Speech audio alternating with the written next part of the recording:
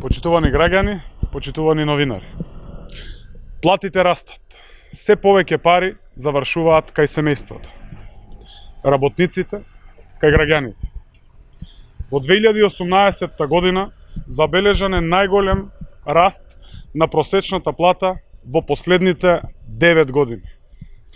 Просечната нето плата во декември 2018 година изнесувала 25.784 денари, што е зголемување за над 8% во однос на декември 2017 година.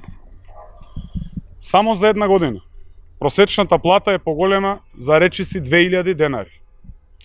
Реалните економски политики на владата предводена од Социјалдемократскиот сојуз на Македонија даваат реални, видливи резултати.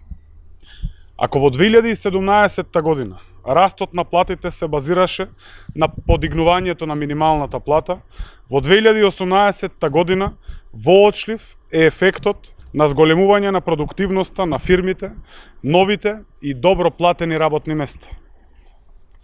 Оваа година продолжуваат зголемувањата на платите во сите сектори. Повеќе средства се одвоени за активните мерки за вработување, за поддршката на домашните и на странските компании.